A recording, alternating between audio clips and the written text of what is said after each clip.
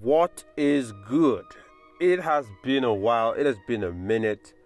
Back again with another episode on the Fizi Speaks podcast. I am your host, Salim Mohammed Tarfa, and on this episode, I want to dive into a thought-provoking topic with you titled When It's Your Fault. Now, we'll be exploring the concept of personal accountability, learning from our mistakes, and finding growth and redemption in difficult situations. So without further ado, let's get into the episode.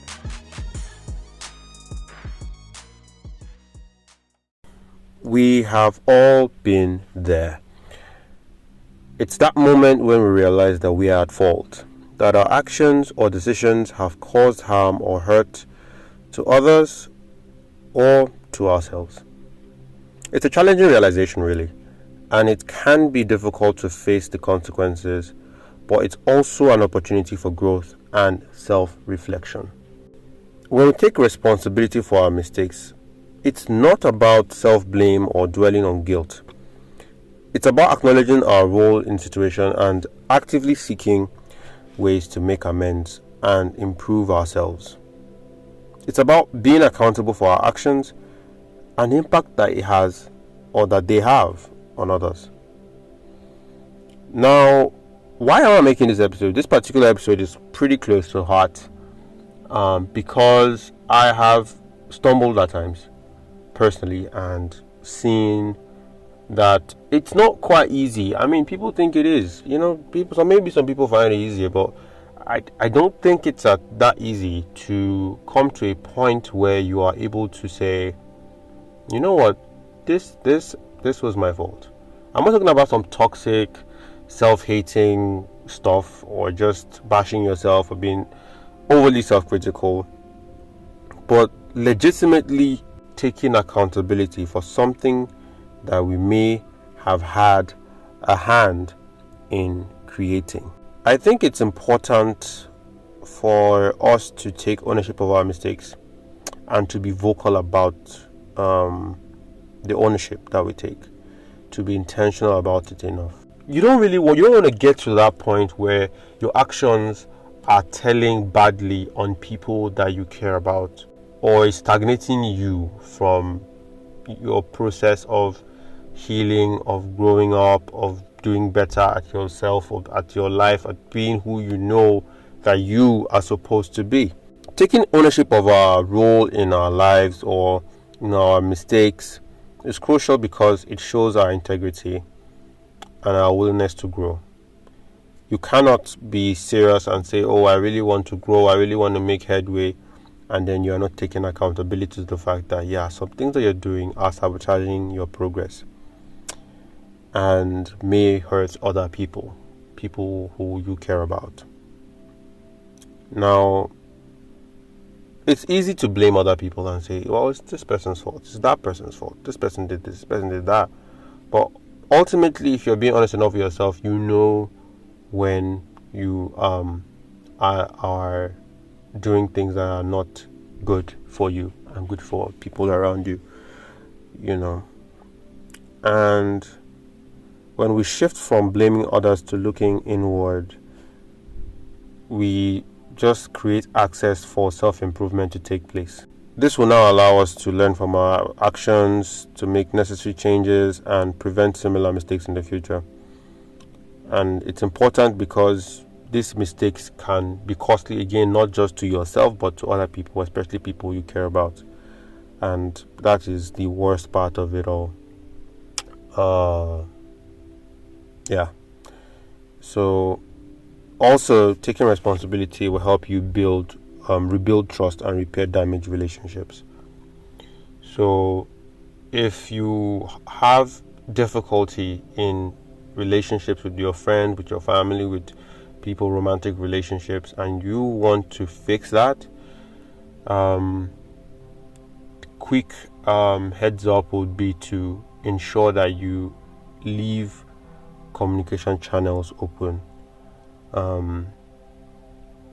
There is this thing about wanting to go alone, and there are times where you need to go alone and you need to be able to say to yourself that there is more. I need to do, there is more I need to do by myself and all of that, and I need to work on this stuff. But if you are in a space with another person, if you are in a team, if you are in a relationship, if you are in a friendship, if you're in some kind of partnership, you need to let your partner in on whatever it is that you're thinking. You might have the best intentions on the face of the earth, but if you do not communicate them to your partner or your colleague or your friend, whoever you're working with, whoever is supposed to be in this, with you, then you run the risk of running them blind. And you run a person blind, or you assume maybe you really have your intentions all figured out. You know what you're trying to do isn't bad, but the fact that you've not communicated it now may leave you blindsided to possible solutions and having a proper accountability partner, and that is just counterintuitive. So it begins really with self-reflection. You need to take a step back and examine the situation objectively, acknowledge the impact of your actions on others, and if possible, offer sincere apology where you can. Another thing is, just because your apology is sincere does not mean that they don't have a right to feel hurt or angry or lash out or whatever. But you need to understand, you can't dictate to a person how they're going to process the hurt that they are feeling. You don't have a say on, you should react like this, you shouldn't react like this. That's really just up to them. And what you can do is to, on your part, offer that sincere apology. You have to mean it. You have to mean it. You have to mean it. I can't say that enough. And when you make that apology, as much as possible, dig deep, commit to making those amends. And most importantly, like I'll say on the podcast, life is a journey. You're learning as you go, you're learning as you grow, you're learning as you move forward. So learn from the experience, ask questions, get feedback from them. Don't say, you can't say this, you can't talk. Allow them to air their views, allow them to open up. And also, if you are in that space, maybe it's a friendship or it's a relationship, try to allow for that person to speak their own side of the thing, because you might realize later on that there is something that they could have said, maybe to put things in perspective, that if they don't get, maybe because everyone has the way they process things, yeah? Some people are very strong with words, some people are very good with, maybe when they sit down and write things, then it makes more sense. Some people need more time to put their thoughts together, their feelings, their emotions are a mess, so you need time to do that.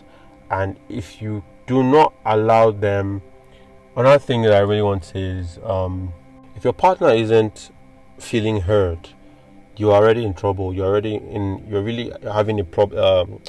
You have a problematic situation in that space, because them feeling heard also helps them feel validated in what they are feeling and what they are trying to communicate, and the meaningfulness of that to you.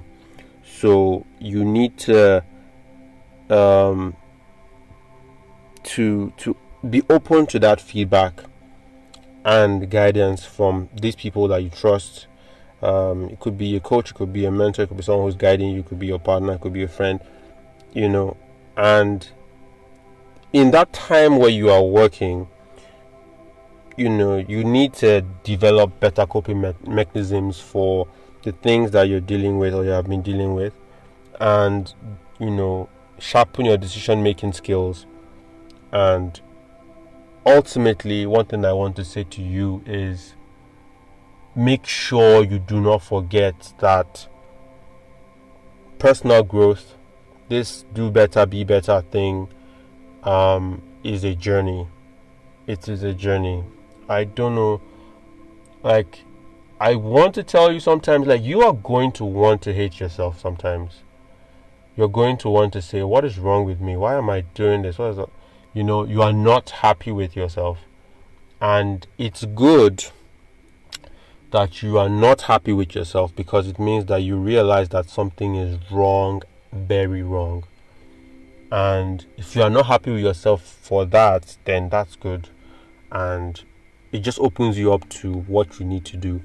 You might take a wrong step, and unfortunately, life is cause and effect. So actions have consequences.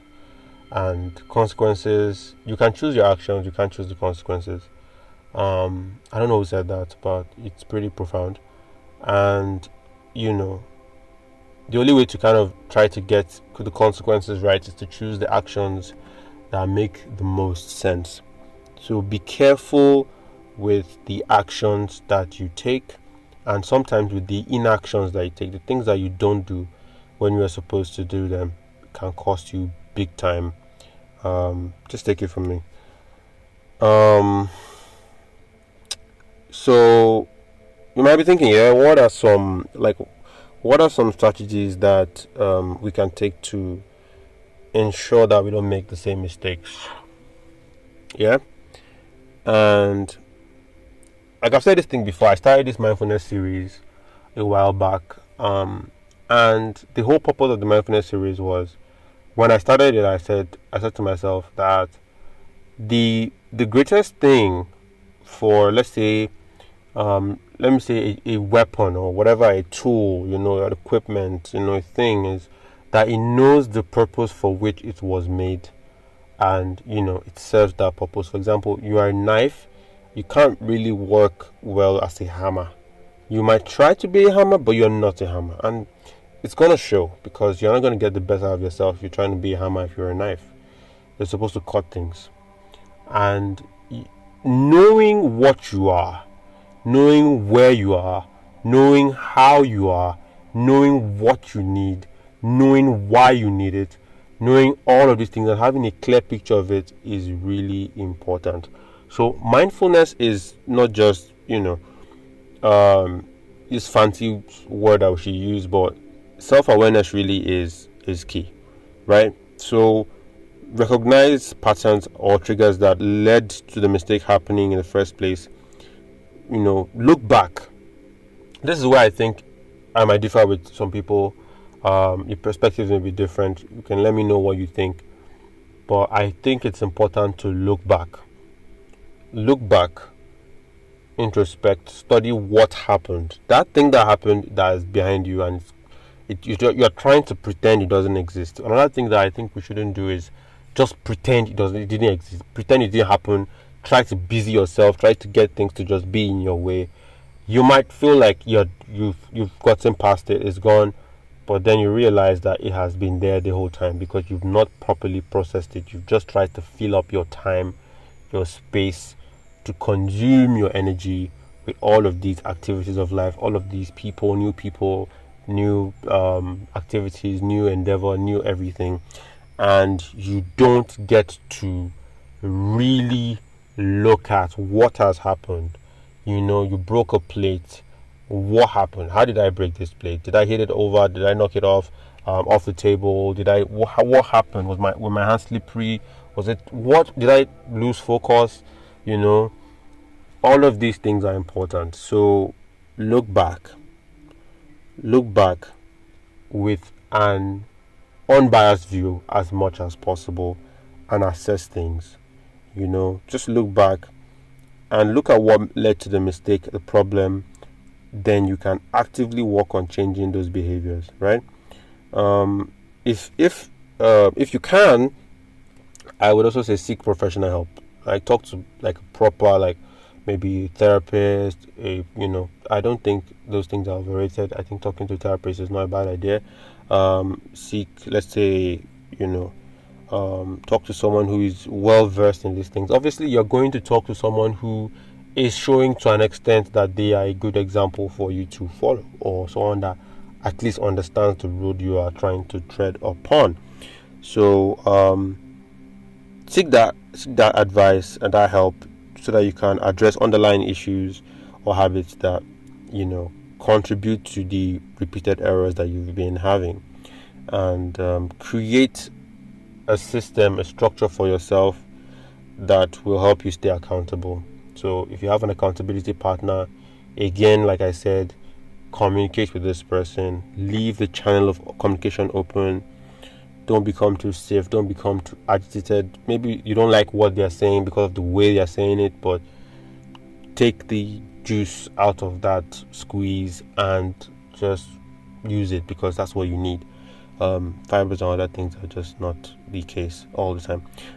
So just these things will help you to like set reminders that, oh, you are on a process and you can't step out of that process.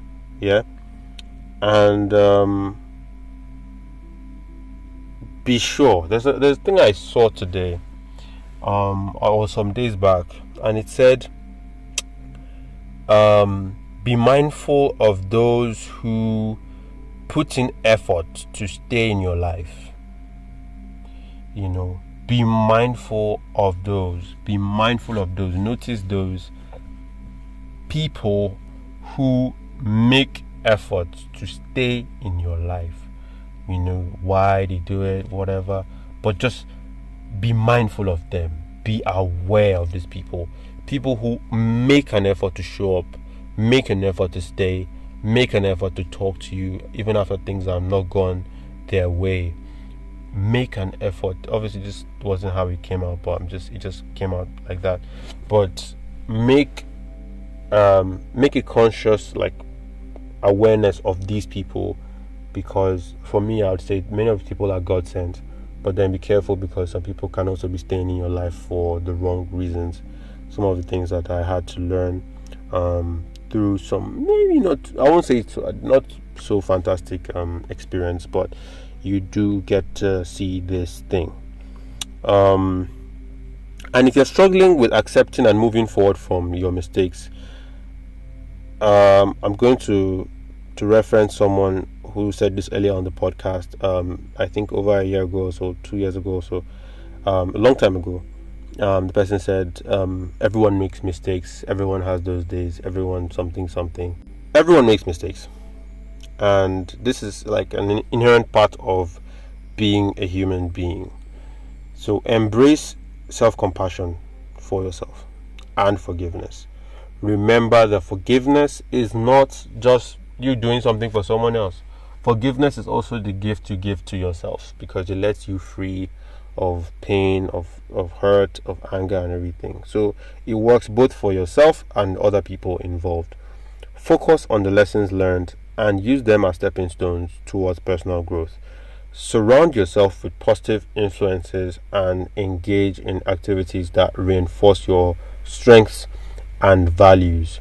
So if you're let's say trying to be spiritual about it, be closer to things that like rejuvenate you, that energize you, that invigorate you in that space. Try not to go out to do things that will take you away from that place where you are close to the source. Okay. So most importantly, believe in your ability to change and become a better version of yourself. That's pretty much it. Thank you for listening to me on the podcast once again. It's not very long, I don't think, but it's just a page out of my own book, and I felt like it's something that I hope blesses us. So thank you for listening to me on the podcast. It's been my pleasure doing this. Thank you for having me. Catch you in the next one. Peace.